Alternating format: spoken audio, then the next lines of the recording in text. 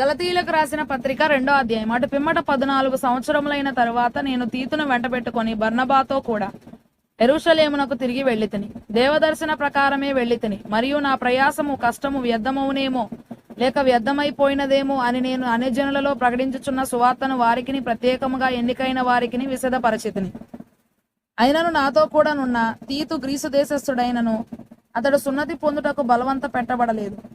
మనలను దాసులుగా చేసుకొనవలనని క్రీస్తు యేసు వలన మనకు కలిగిన మన స్వాతంత్ర్యమును వేగుచూచుటకు రహస్యముగా తేబడి దొంగతనముగా ప్రవేశించిన కపట సహోదరుల వలన జరిగినది.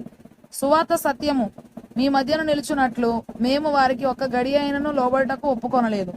ఎన్నికైన వారుగా ఎంచబడిన వారి యొద్ద నేనేమీ నేర్చుకొనలేదు. వారెంతటి వారైనను నాకు లక్ష్యము లేదు. దేవుడు నరుని వేషము చూడడు, మూల భాషలో నరుని ముఖమును అంగీకరింపడు.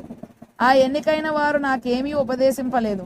అయితే సున్నతి పొందిన వారికి బోధించుటకై సువార్త పేతురుకి ఎలాగూ అప్పగింపబడినో అలాగూ సున్నతి పొందని వారికి బోధించుటకై నాకు అప్పగింపబడనని వారు చూచినప్పుడు, అనగా సున్నతి పొందిన వారికి అపోస్తలుడవుటకు పేతురునకు సామర్థ్యము కలగజేసిన వాడే అన్ని జనులకు అపోస్తలుడనవుటకు నాకును సామర్థ్యము కలగజేసనని వారు గ్రహించినప్పుడు, స్తంభములుగా ఎంచబడిన యాకోబు, కేఫా, యోహాను అనువారు నాకు అనుగ్రహింపబడిన కృపను కనుగొని మేము అన్ని జనులకును తాము సున్నతి పొందిన వారికి అపోస్తలులుగా ఉండవలనని చెప్పి తమతో పాలివారం అనుటకు సూచనగా నాకును బర్నబాకును కుడి చేతిని ఇచ్చిరి.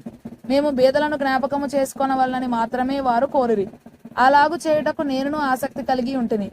అయితే కేఫా అంతియొకయకు వచ్చినప్పుడు అతడు అపరాధిగా తీర్చబడిన గనుక నేను ముఖాముఖిగా అతనిని ఎదిరించితిని. ఏలయనగా యాకోబు వద్ద నుండి కొందరు రాకమునుపు అతడు అన్ని జనులతో భోజనము చేయుచుండెను గాని వారు రాగానే సున్నతి పొందిన వారికి భయపడి వెనుక తీసి వేరైపోయెను. తక్కిన యూదులను అతనితో కలిసి మాయవేషము వేసుకొనిరి గనక బర్నబా కూడా వారి వేషధారణము చేత మోసపోయెను.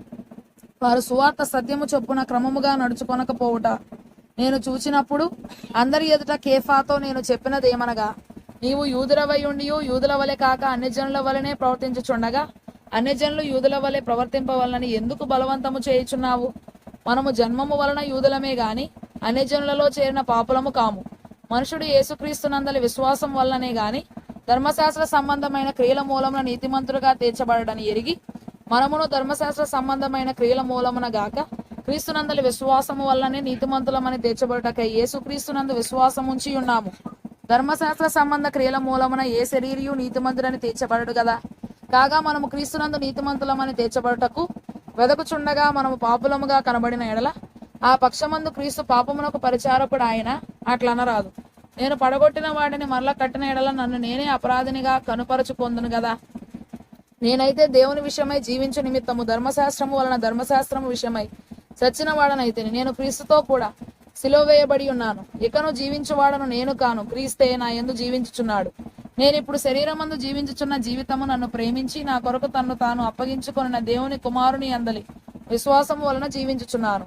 నేను దేవుని కృపను నిరర్ధకము చేయను. నీతి ధర్మశాస్త్రము వలననైతే ఆ పక్షమందు క్రీస్తు చనిపోయినది నిష్ప్రయోజనమే.